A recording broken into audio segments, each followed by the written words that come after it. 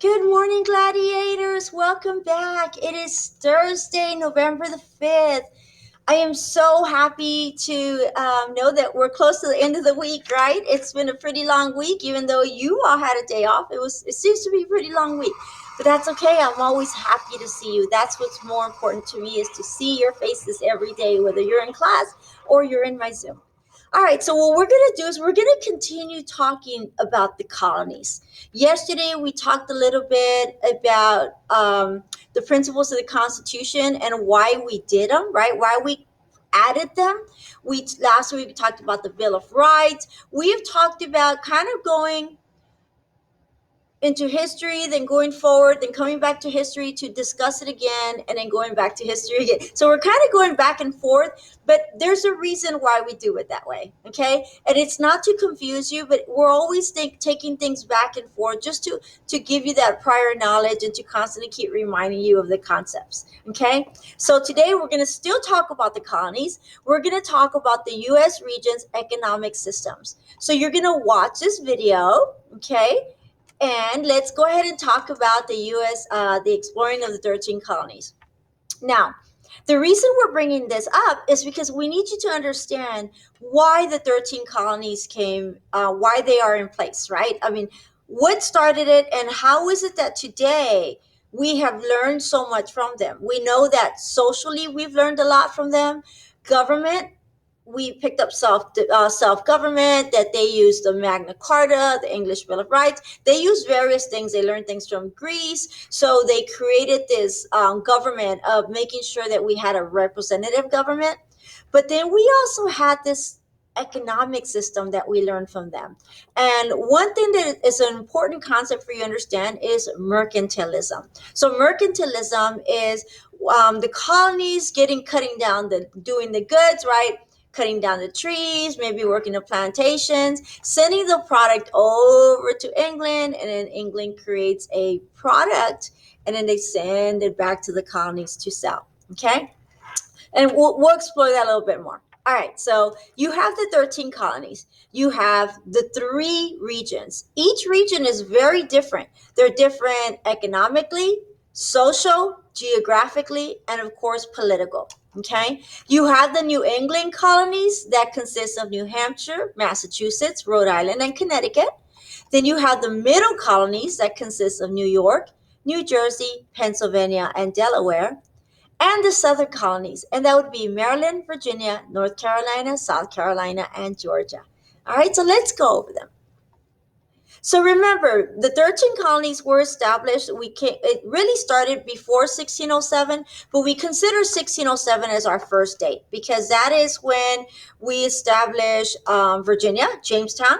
Right, you have the the people that came from England, explored over to the 13 colonies. They colonized over here either for one of the three G's, either for God, gold, or glory. Right, and if you're thinking of the 13 colonies actually belong to England. Okay, so mercantilism is a really important system that we will discuss in class today.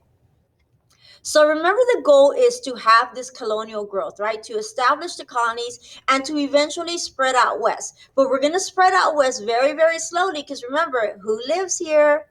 The Native Americans, right? Or they're not even Americans here, but the natives are there. So we have to be very careful how we start to expand. But there's three separate regions, and they're all very, very different in characteristics. Okay, so let's go over them.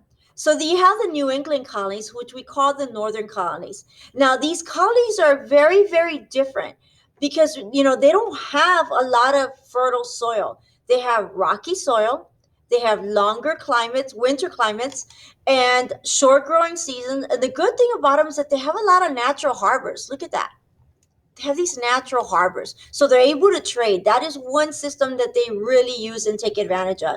Now, because of their long winters, they can't grow very much, and their soil isn't rich. It's very rocky. So they have to come up with other systems to make money for them, for the colonies, and of course for the king. So they believe in small farms. We call this subsistence farming.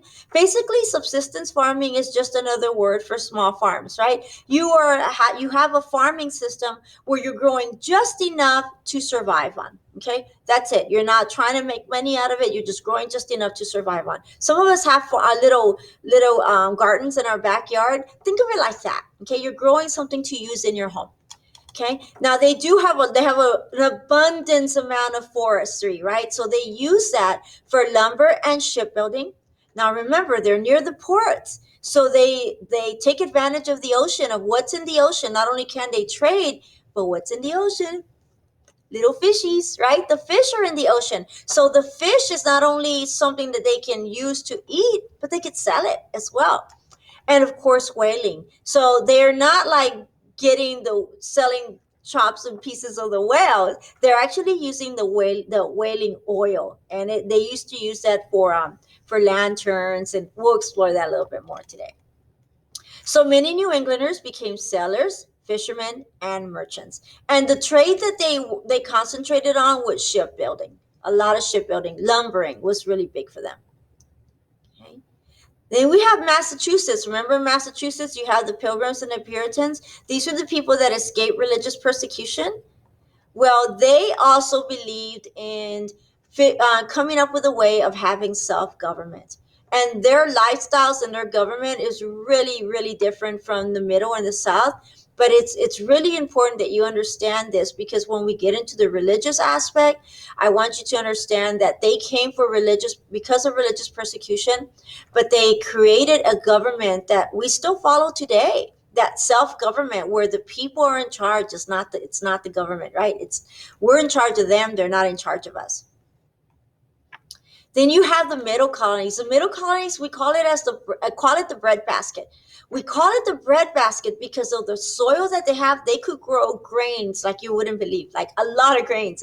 So grains, you make bread, right? So a lot of the grains and the oats, they actually shared that with the New England colonies and of course the Southern, but they shared that with the New England colonies.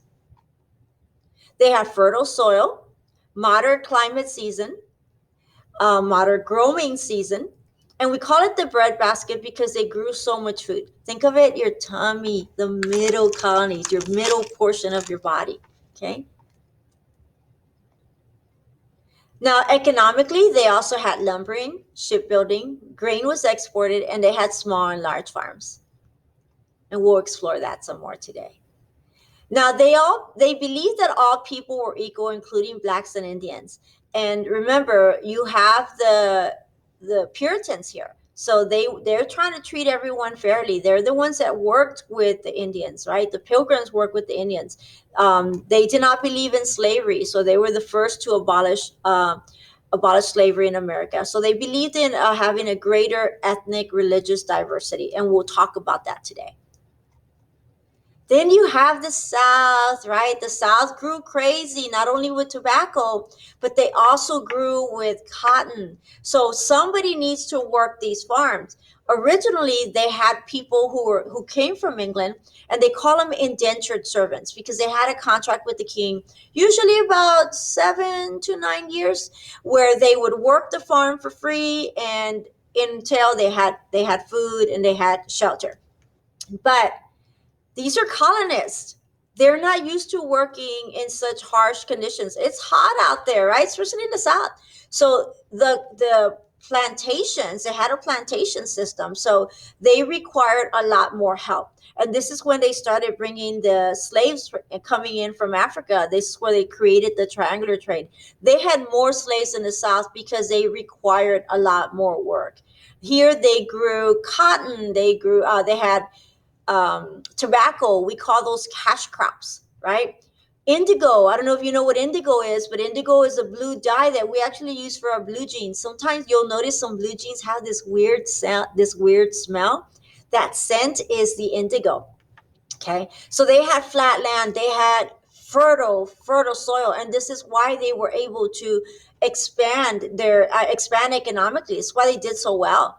And of course, they had free labor. Can't call it cheap labor. It was free labor. They made the slaves work their crops, right? They grew rice. Now, their diversity, they had an Anglican church, was the official church of the Southern Colonies, and the church was funded through taxes that the colonists paid.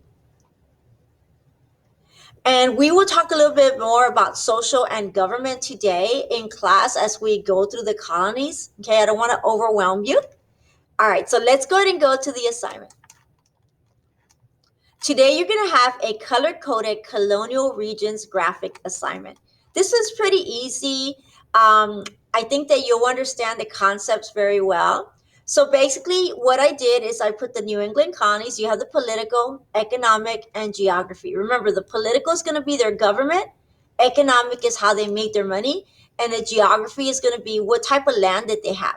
Okay. Now you'll notice I have 1585 alone. I left it blank. Don't worry about 1585. I want you to concentrate on 1607 and 1620. We've talked about these two quite a bit over the past few weeks. But let's see if you could go to the slides, and then today in class I'll give you a little reminder. So what you're going to do is you're going to drag and drop over to these areas. Okay, that is all you're doing today, my angels. I can't wait to see you in a little bit. All right, see you later, gladiators.